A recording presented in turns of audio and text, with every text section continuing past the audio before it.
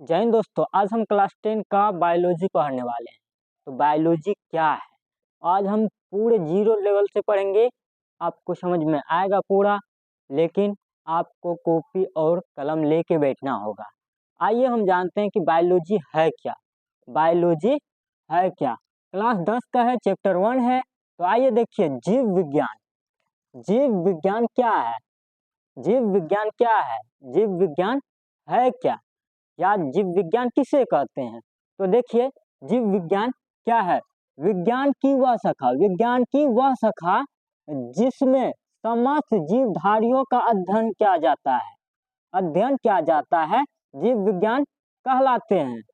जिसमें जिसमें समस्त जीवधारियों का अध्ययन किया जाता है, उसे हम क्या बोलते हैं? जीव विज्ञान। क्या बोलते हैं? तो जीव विज्ञान। तो देखिए, समस्त जीवधारी होता क्या है? जैसे ये पृथ्वी है, पृथ्वी पे जितना जीव है, जितना, मान लीजिए कुत्ता, बकरी, कॉकरोच या कोई भी लत्तर वत्तर, समझते होंगे आप लोग। तो कोई भी जानवर या पक्षी या कोई भी चीज है, तो सब का अध्ययन किया जाता है। तो देखिए अब आगे, तो जीव विज्ञान का जनक अरस्तु को कहा जाता है। जीव विज्ञान का जनक किसको कहा जाता है?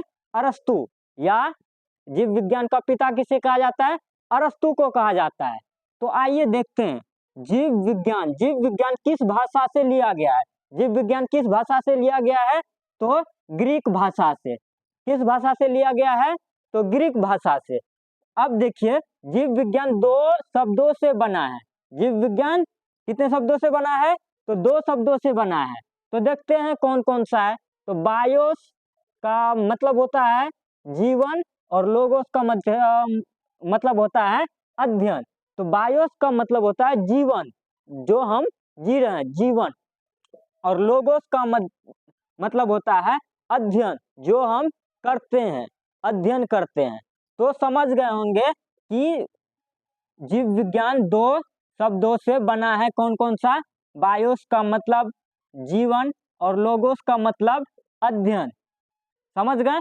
तो अब देखिए, बायोलॉजी शब्द का पहला प्रयोग फ्रांस के वैज्ञानिक लेमार्क ने 1801 ईस्वी में किया था। बायोलॉजी का पहला प्रयोग कहाँ किया था?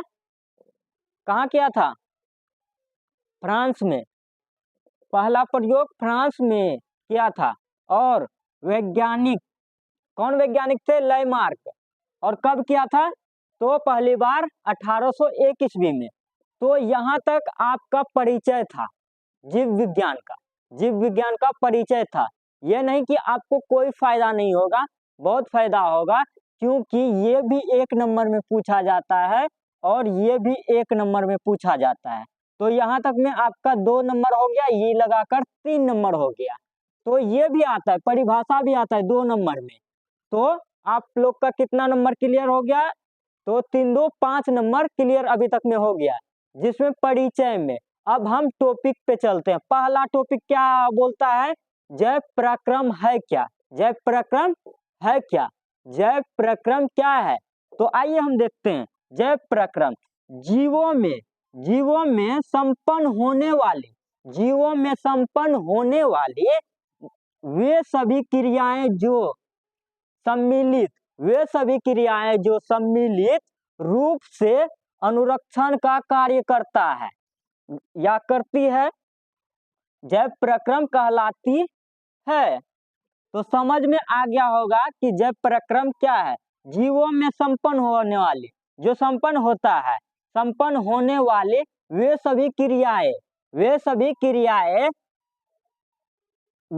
क्रियाएं जो सम्मिलित रूप से अनुरक्षण का कार्य करती है, जैव प्रक्रम कहलाता है या कहलाती है।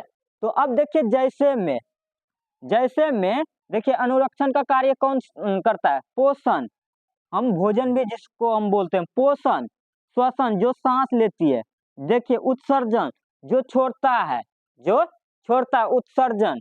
तो समझ में आ गया होगा। ई टॉपिक और ई टॉपिक हम अब पढ़ाते हैं। पहले पोषण पढ़ाएंगे, तब श्वसन पढ़ाएंगे, तब उत्सर्जन पढ़ाएंगे। तो आप लोग को समझ में आ गया होगा यहाँ तक। तो चलते हैं अब दूसरा पेज पे।